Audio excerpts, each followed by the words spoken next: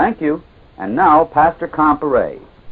The identification of the Anglo-Saxon, Scandinavian, and Germanic peoples as the surviving members of the race of Israel leaves us with two other questions to answer. First, who are the Jews? And second, was Jesus Christ a Jew? To answer these questions, we must first define what we mean by Jew. The muddled thinking of most people on this subject is due to the fact that they never know just what they do mean by Jew. Sometimes they mean a Jew by religion, regardless of his race, for Negroes and Chinese have been converted to Judaism. Or sometimes they mean a Jew by race, regardless of his religion. For example, Premier Ben-Gurion of the Jewish nation in Palestine is a Buddhist by religion, though a Jew by race.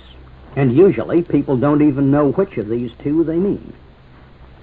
Since it can be answered quickest, let us first take the question, was Jesus Christ a Jew by religion? The answer is clearly no. Jesus had the true religion of the Old Testament, found in the law and the prophets, and he constantly rebuked the Jews for having abandoned this for Judaism under the Babylonian Talmud, which in his day was called the tradition of the elders. In Matthew 5, verses 17 and 18, he said, "Think not that I am come to destroy the law or the prophets. I am not come to destroy, but to fulfill. For verily I say unto you, until heaven and earth pass, one jot or one tittle shall in no wise pass from the law till all be fulfilled." Jesus constantly rebuked the Jews for their apostasy, for setting aside the laws of God in favor of the tradition of the elders. This Talmudic Judaism was very different from the religion we find in the Old Testament. The late Rabbi Stephen F. Wise, Chief Rabbi of the United States, expressed it so clearly that I can't improve on his words. He said, "The return from Babylon and the adoption of the Babylonian Talmud marks the end of Hebrewism and the beginning of Judaism." Since the true religion of the Old Testament was the religion of the real Hebrews, not Jews, the learned rabbi was right in calling it Hebrewism, and noting that it came to its end when the Talmud, then called the tradition of the elders, was adopted, and that this was the beginning of a new religion, Judaism. So we read in Matthew 15, verses 1 to 9, "Then came to Jesus scribes and Pharisees, which were of Jerusalem, saying, Why do thy disciples transgress the tradition of the elders? For they wash not their hands when they eat bread. But he answered and said unto them, Why do ye also transgress the commandment of God by your tradition? Ye hypocrites, well did Isaiah prophesy of you, saying, This people draweth nigh unto me with their mouth, and honoreth me with their lips, but their heart is far from me. But in vain do they worship me, teaching for doctrines the commandments of men." The same incident is found also in Mark 7, verses 5 to 13. In John 5, verses 37 to 46, Jesus told the Jews, "The Father himself which hath sent me hath borne witness of me. Search the Scriptures, for in them ye think ye have eternal life, and it is they which testify of me. For had ye believed Moses, ye would have believed me, for he wrote of me." Again in John 8, verses 54 and 55, he said, "It is my Father that honoreth me, of whom ye say that he is your God, yet ye have not known him." In John 15, verse 23, Jesus said, "He that hateth me, hateth my Father also." In the 21st chapter of Matthew, Jesus summed up the position of the Jews by saying that even the tax collectors and the harlots could enter the kingdom of God before the Jews. Surely Christ's entire ministry was a complete demonstration that he was not a Jew by religion. Then, was Jesus a Jew by race? To answer this, we must trace the racial ancestry of both Jesus and the Jews. Jesus Christ was a pure-blooded member of the tribe of Judah, and no true Judahite was a Jew by race, as we shall see. Jesus' ancestry is given in both the first chapter of Matthew and the third chapter of Luke. Both of them show that he was a descendant of the patriarch Judah through one of his twin sons, Phares. By his mother Mary, He came through the line of David and Nathan, the brother of Solomon, as traced in the 3rd chapter of Luke. Jesus Christ was therefore a pure-blooded Israelite of the tribe of Judah, as Paul says in Romans 9, verses 4 and 5. Now, let us trace the racial descent of the Jews. First, let us note that the Jews were not and are not Israelites. Yes, I know you've been taught that Jew and Israelite were the same thing, but no greater falsehood was ever taught, as we shall see. Let us get the first proof of this from Jesus Christ himself. He stated plainly in Matthew 15, verse 24, "I am not sent but unto the lost sheep of the house of Israel." Therefore he was sent to those who were of Israel, but not to others. Accordingly, when he sent his 12 disciples out to preach his gospel, Matthew 10, verses 5 and 6 records that he told them this: "Go not into the way of the Gentiles, and into any city of the Samaritans enter ye not, but go rather to the lost sheep of the house of Israel." And he added, "Ye shall not have gone over the cities of Israel till the Son of Man be come." That's Matthew 10, verse 23. They could have gone over all the cities of Judea in a month. So it was obvious that the cities of Israel to which he referred were the cities of the so-called lost tribes, who were then ready to enter Europe in their long migration. But take careful note of Jesus Christ's own words: "I am not sent but unto the lost sheep of the house of Israel." If the Jews were any part of Israel, then they would have been some of his sheep. But he says they were not. In the 10th chapter of John, Jesus says this: "I am the good shepherd, and I know my sheep, and am known by mine." But he tells the Jews, and it says Jews, "But ye believe not, because ye are not of my sheep, as I said unto you. My sheep hear my voice, and I know them, and they follow me." Note carefully those words. He does not say that the reason that the Jews are not his sheep is that they don't believe, and that they could become his sheep just by changing their minds.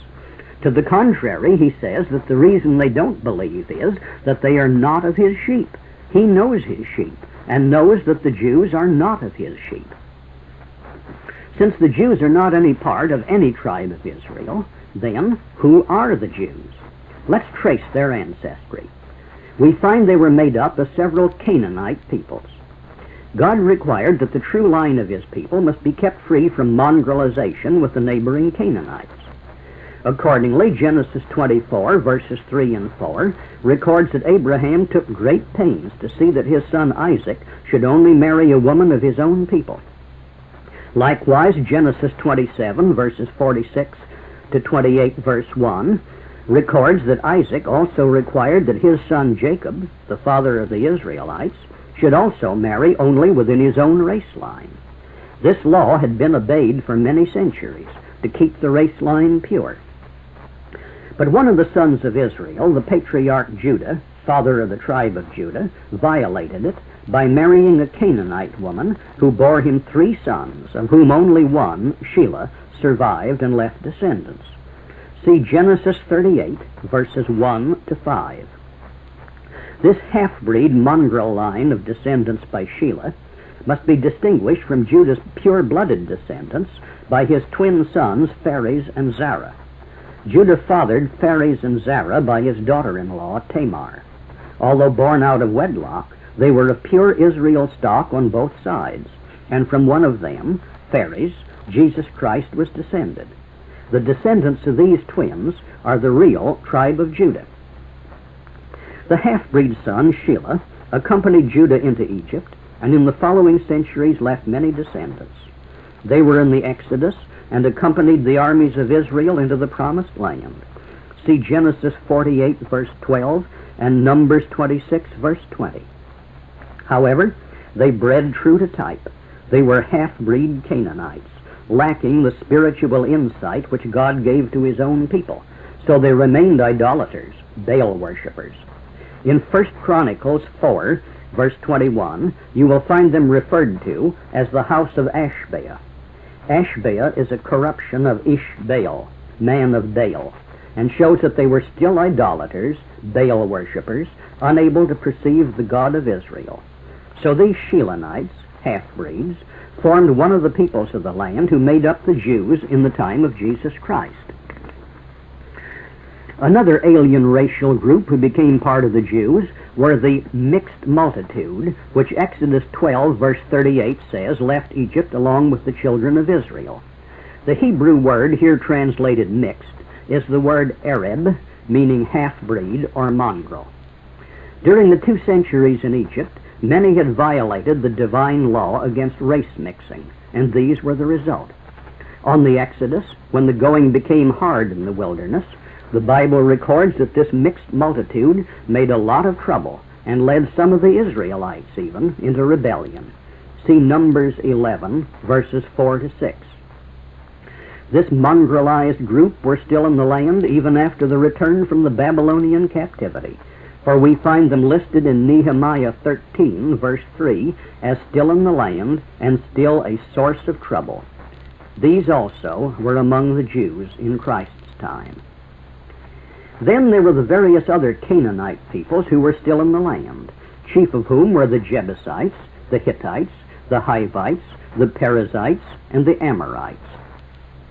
When the Israelites were about to enter the Promised Land, God gave them specific instructions to completely drive out or exterminate all of these Canaanites, saying, "When the Lord thy God shall bring thee into the land, whither thou goest to possess it, and hath cast out many nations before thee, the Hittites, and the Girgashites, and the Amorites, and the Canaanites, and the Perizzites, and the Hivites, and the Jebusites, 7 nations greater and mightier than thou, and when the Lord thy God shall deliver them before thee, thou shalt smite them and utterly destroy them.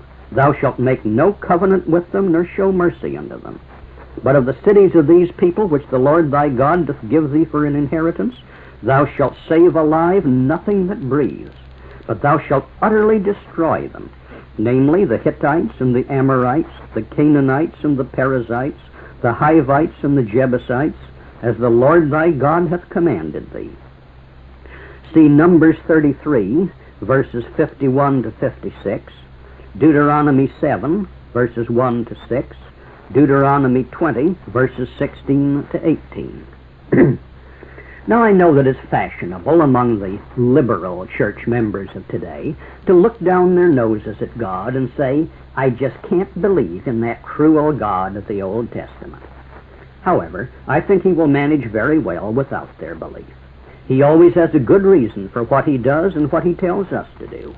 The Bible doesn't argue with you about the reasons for its rules. It just states the rule. But there is always a good reason if you will look for it. For about 2,000 years, the Canaanites had worshipped Baal and Ishtar, the most immoral religion in the world, with the possible exception of some Hindu religions even today. Part of the worship of Baal and Ishtar consisted of the compulsory prostitution of all the women.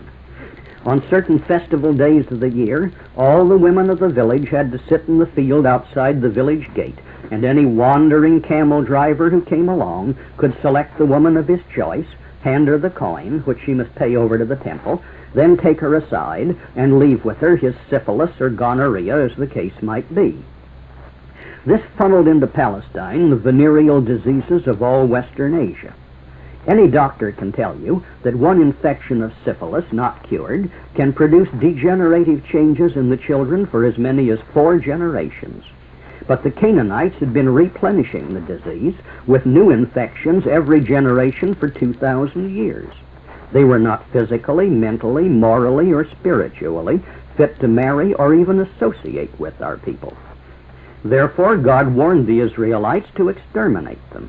If you do not, he warned them, you will have integration. Your children will grow up with theirs as playmates. They will intermarry until you become as badly polluted as they are, and I will have to destroy you as I am commanding you to destroy them, and for the same reason. But the Israelites are always soft-hearted and soft-headed.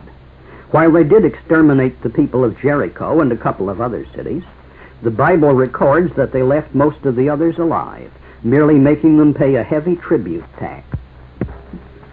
For example, the city later named Jerusalem was named Jebus at the time the Israelites came in. The Bible records that the Jebusites were neither killed nor driven out, but continued to live among the people of the tribes of Judah and Benjamin. See Joshua 15, verse 63, Judges 1, verse 21, and 19, verses 10 to 12, 1 Chronicles 11, verses 4 to 9, and 2 Chronicles 8, verses 7 and 8. Even after the people of the southern kingdom of Judah returned from the 70 years' captivity in Babylon, the Jebusites were still in the land, and some of the people were intermarrying among them. See Ezra 9, verses 1 and 2, and Nehemiah 13, verses 23 to 29. And the Bible records the same thing as to the various other Canaanite peoples. Further proof of this is found in various places, such as Ezekiel 16, verses 1 to 3. Again, the word of the Lord came unto me, saying, Son of man, cause Jerusalem to know her abominations, and say, Thus saith the Lord God unto Jerusalem, Thy birth and thy nativity is of the land of Canaan. Thy father was an Amorite, and thy mother was a Hittite. Now God could not have said this truthfully as to any real Israelite, but he was not saying it to Israelites. He said it to the city of Jerusalem and her people. These were in large part Canaanite Jews, and they had gained power in the manner by which Jews always gain it. Hence Jerusalem was becoming more and more corrupt, as most of the prophets record. They surrounded and became the influential advisors of the kings of Judah, just as today they surround and make up almost all of the influential advisors of our president. We find clear proof of this in Isaiah 3, verses 8 and 9, where he says, For Jerusalem is ruined, and Judah is fallen, because their tongue and their doings are against the Lord, to provoke the eyes of his glory. The show of their countenance doth witness against them, and they declare their sin as Sodom. They hide it not. Woe unto their soul, for they have rewarded evil unto themselves. Now in China, where their rulers were Chinese, you couldn't say that the show of their countenance doth witness against them, for their faces would be just like those of the rest of the Chinese. And in Sweden, where their ruling class were Swedes, you couldn't say that their faces were a witness against them, for they'd be the same kind of Swedish faces as the rest of the people had. But in Jerusalem, the faces of the Canaanite, Jebusite Jews identified them and were a witness against them. The real Israelites were not hook-nosed. The ancient kings of Egypt, Assyria, and Babylon were very vain about their military conquests, and they left carved stone monuments telling how they had captured this city and that one, killed so many people and enslaved the others, and so forth. And on these monuments, they usually also had carved in the stone pictures of the captive people. Whenever they showed Israelites, the faces had straight noses and were generally of the Anglo-Saxon type. But when they showed Canaanites, the faces were those of typical hook-nosed Jews. Therefore, the faces of the Canaanite, Jebusite Jews who had gained controlling power as merchants, bankers, advisors of the king, the wealthy ruling class, identified them as separate from the real Israelites. The show of their countenance doth witness against them, and they had indeed ruined the kingdom of Judah. Now go back and read the many places where Isaiah, Jeremiah, and Ezekiel condemn the wickedness which was found in Jerusalem. Don't you find the same conditions existing today in New York, Chicago, Los Angeles, and Washington, D.C., where large numbers of the same people have gained power through their wealth? So we find that there were still large numbers of Canaanites in the land, integrated with the real Israelites and Judahites, and bringing the lowering of standards which integration always brings. Look at the city of Washington, D.C., for example.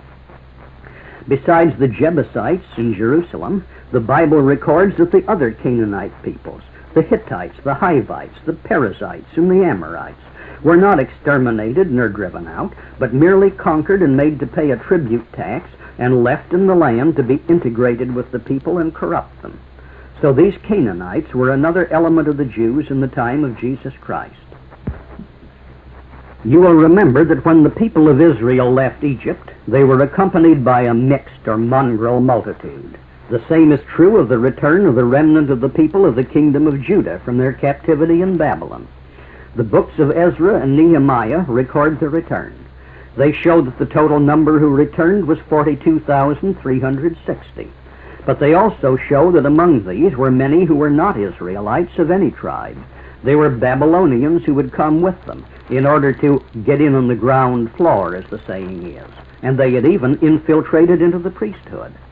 But it says that these sought their register among those who were reckoned by genealogy, but they were not found. When you add up the total of all these other elements listed in Ezra and Nehemiah, they equal 8,381 of these alien Babylonians, or about 1/5 of all the people who returned from Babylon to Palestine. So they also formed another element of the Jews of the land in Jesus Christ's time. Now one more, and we complete the list, and that is the Edomites. You will remember that Esau and Jacob were twin brothers. But Esau was a man of such low character that we have God's own testimony in Malachi 1, verses 2 and 3. Was not Esau Jacob's brother, saith the Lord? Yet I loved Jacob, and I hated Esau. Jacob kept the race line pure, and God changed his name to Israel and made him the father of God's own chosen people, Israel. But Esau married 2 Canaanite wives and 1 Ishmaelite wife, and left only half-breed mongrel children. See Genesis 26, verses 34 and 35, Genesis 27, verse 46, and Genesis 36, verse 3. As his mongrel descendants couldn't marry into the true Semitic line, he moved out from among them and went down to Mount Seir, the rugged range of mountains southeast of the Dead Sea. And this land was called Edom, or occasionally by the Grecianized form of the word, Idumea. Thereafter his descendants were called Edomites. See Genesis 33, verse 16, and Genesis 36, verses 1 to 9. There they had a long and troublesome history. Esau's grandson was Amalek, father of the tribe of Amalek, who were such an evil lot that in Exodus 17, verses 14 to 18, God said that he would have perpetual war with Amalek until they were all destroyed. The Edomites constantly harassed the southern portions of Israel until King Saul beat them off about 1087 B.C. But Saul disobeyed God's command to exterminate them, and for this disobedience God deposed him as king in favor of David. See 1 Samuel 15, verses 1 to 26. But even David didn't exterminate them, and there was a long history of wars between Edom and Israel, later between Edom and Judah. You will find it set out in 2 Kings, chapters 8 and 14, and in 2 Chronicles, chapters 20 and 25. The whole book of Obadiah is devoted to God's condemnation of Edom's treacherous attack upon the kingdom of Judah when Judah was being conquered by Babylon. During the Babylonian captivity of Judah, the land lay nearly empty. And during this period, the people of Edom, partly from opportunity and partly from pressure against them from the east, moved over into the vacant southern half of the old kingdom of Judah. See Funk and Wagner's New Standard Bible Dictionary, pages 198 and 199, and Scribner's Dictionary of the Bible, volume 2, pages 644 and 645. From this new area, they continued to harass the little nation which returned from Babylon. By about the year 142 B.C., the returned exiles of Judah won complete independence under the Maccabean line of kings. And about 120 B.C., John Hyrcanus, one of the Maccabee kings, conquered the Edomites. But he too, instead of exterminating them, took them into his kingdom, offering them full citizenship if they would give up their paganism and adopt the religion of Judaism. This they did, and from 120 B.C. they were full citizens of the kingdom. See Josephus, Antiquities of the Jews, Book 13, Chapter 9, and see also the Jewish Encyclopedia, Volume 5, page 41. By the year 69 BC, incompetent leadership and rising intrigue within the Maccabean monarchy, together with the rising power of Rome in Western Asia, gave opportunity to Antipater, also called Antipas, an Edomite chieftain and founder of the Herodian family, to rise to power. By bribery, boldness, and military skill, he gained the favor of Rome, and the Romans made him procurator or governor of Judea. His son, Herod I, beginning as governor of Galilee, used the same methods to secure appointment as king of Judea in 40 BC, and by 37 BC he had gained complete control of Judea. He maintained himself in power by extreme ruthlessness and by bribery, for which he taxed the people very heavily. So the New Deal, Raw Deal, and New Horizons are not so new after all. This is the same Herod who had all the little male children in Bethlehem murdered, trying to murder Jesus Christ in his infancy. His son, Herod Archelaus, held the governorship. The Romans wouldn't trust him with the crown, for 10 years of astonishingly evil misrule, from 4 BC to 6 AD, after which the Romans convicted him of crimes and removed him. And thereafter Judea was governed by Roman procurators, of whom Pontius Pilate was number 6. Nevertheless, the Romans left practically complete power of local government in the hands of the Herodian Edomites, who had complete control of the temple and power to enforce all their local laws. Remember how Pontius Pilate tried to get out of condemning Jesus Christ, telling the Jews, "Take ye him and judge him according to your law." That's John 18, verse 31. These Edomite Jews could say that Abraham was an ancestor of theirs through Esau, as they did in John 8:33. But this Hebrew blood through Esau had been diluted to the vanishing point by 1,700 years of marrying only people of Canaanite racial stocks. Therefore, Jesus Christ rebuked them for falsely claiming to be still of Abrahamic, and therefore inferentially of Israelite lineage. For he told them in John 8, verse 44, "Ye are of your father the devil, and the lusts of your father ye will do. He was a murderer from the beginning, and abode not in the truth, because there is no truth in him." You should very carefully reread the 8th chapter of John, verses 31 to 47.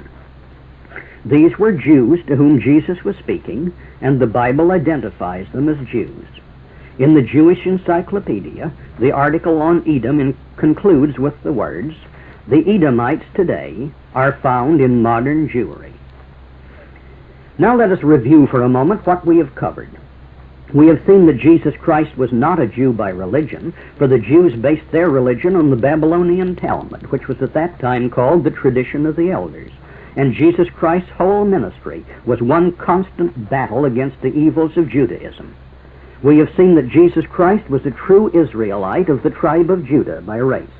And we have seen that the Jews of his time included the mongrel descendants of Shelah, the mongrel mixed multitude which followed the Israelites out of Egypt, the various Canaanite peoples in Palestine, including the Jebusites, the Hittites, the Hivites, the Perizzites, and the Amorites, and finally the mongrelized descendants of Esau, the Edomites. Now do you understand why Jesus Christ, who said that he was only sent to the lost sheep of the house of Israel, told the Jews, "I know my sheep, and they know me. But ye, the Jews, ye believe not, because ye are not of my sheep, as I said unto you. My sheep hear my voice, and I know them, and they follow me." That's in the 10th chapter of John. The tiny remnant of Judah and Benjamin which came back to Palestine from the Babylonian captivity did leave some descendants in Palestine. But these were Jesus Christ's sheep, and he himself said that he knew them, they knew him, and they followed him.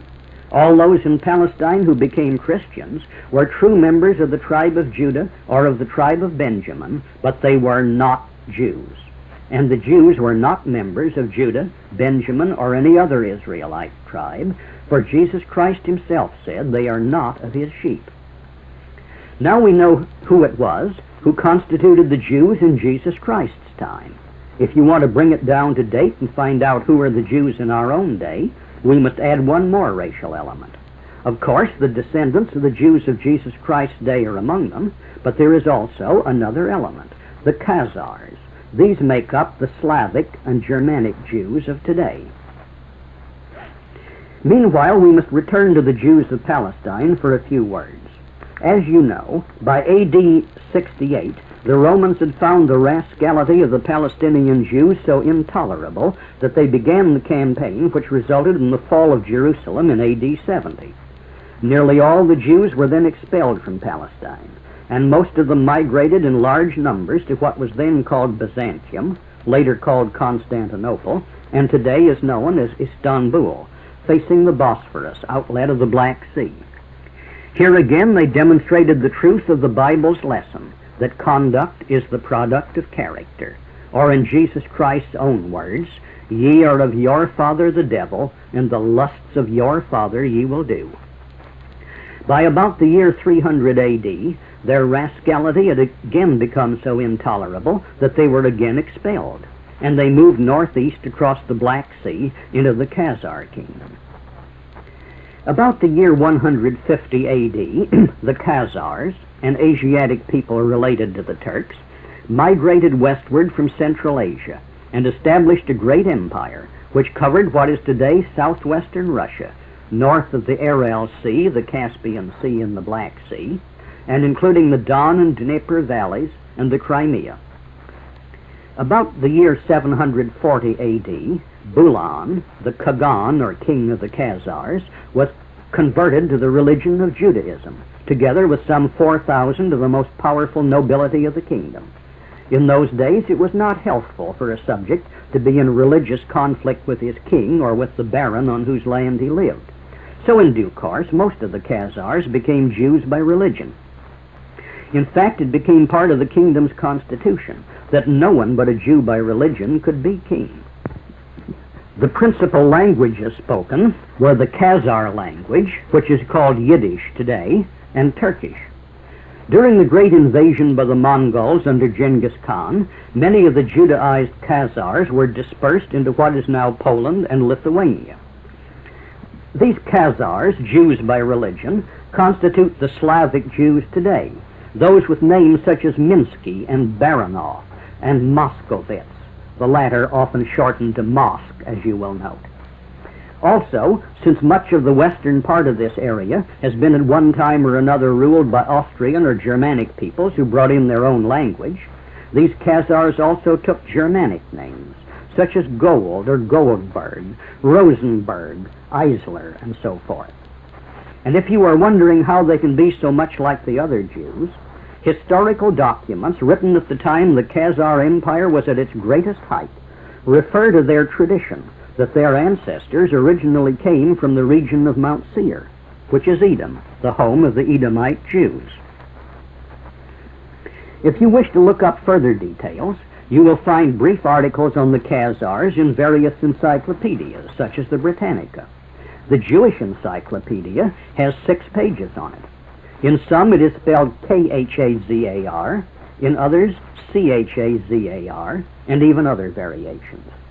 It is also discussed in A History of the Jews by Solomon Grazel and A History of the Jews by Professor H. Gratz, both works being published by the Jewish Publication Society of America. The most thorough discussion of the whole problem is found in that magnificent bit of historical research, The Iron Curtain Over America, by Colonel John Beatty. Colonel Beatty is an historian and professor of history whose works are used as textbooks in more than 700 colleges and universities. Iron Curtain Over America is one of the most thoroughly documented and accurate works ever put in print. It is well worth the $4 it costs. If you can't find a copy in your local bookstore, you can buy one by mail from Post Office Box 27895, Los Angeles 27, California. It should be in the library of every patriotic American and every good Christian. Perhaps you are now wondering, why does my Bible sometimes speak well of the Jews, such as Paul saying in Romans that the gospel of Christ is the power of God unto salvation to everyone that believeth, to the Jew first and also to the Greek, and in Acts Paul saying that he was a Jew of Tarsus. If you will look up these few instances in a good concordance, such as Strong's, you will find that in each instance the translators have written the word Jew in English where it was not used in the original Greek from which they mistranslated it. In each instance, in the original Greek, the word used was Judaios, which does not mean Jew, but simply a Judean, a person whose home is in the land of Judea, or southern Palestine. In Greek, it does not have a religious or a racial connotation. It is a geographical term like Californian. A Californian could be white, black, brown, or yellow by race, and he could be Christian, Jew, Buddhist, or atheist. So also, a Judaios was merely a person who lived in Judea, where, as we saw, there were some Israelites of the tribes of Judah and Benjamin, but there were far more Canaanite Jews, and also a general mixture of Romans, Greeks, Syrians, Egyptians, and so forth. It is true that Christian salvation was first offered in the land of Judea, hence to those who were living there, the Judaios, and later, as the apostles traveled from city to city, it was soon offered to the Greeks. But it was never offered to the Jews as a preferred class, for you will remember that Jesus Christ taught only in impossible-to-understand parables when there were Jews around, and explained them privately to his disciples, explaining that he spoke among the Jews only in parables, lest at any time they should be converted and their sins should be forgiven them. Both Matthew 13, verses 10 to 15, and Mark 4, verses 10 to 12 record this. Jesus Christ was taking great pains to see that the Jews could not understand Christianity and be converted. He was preaching only to the lost sheep of the house of Israel, the members of the tribes of Judah and Benjamin, which he said were his sheep, who knew his voice and followed him. The Jews he rejected as the children of their father, the devil. Now, to sum it all up, the Jews are not and never were any part of any tribe of Israel. They include various mixtures of Egyptian, Babylonian, and Canaanite peoples, the Edomites, and later also the Khazars. Jesus Christ was a pure-blooded Israelite of the tribe of Judah without any Jewish ancestry, and he was not a Jew by religion. Now think this over carefully. The group of nations which we loosely group under the term Anglo-Saxon, including the people of the British Isles, the Scandinavian nations, nearly all of Germany, Holland, some few of the people of France and Belgium, with the closely related people found in Austria, some of the Swiss, some of the Hungarians and North Italians, and their descendants now living in the United States, Canada, Australia, and South Africa. These people are the living descendants of the Israel of the Bible, blood brothers of our Savior, Jesus Christ. Aren't you proud of your ancestry?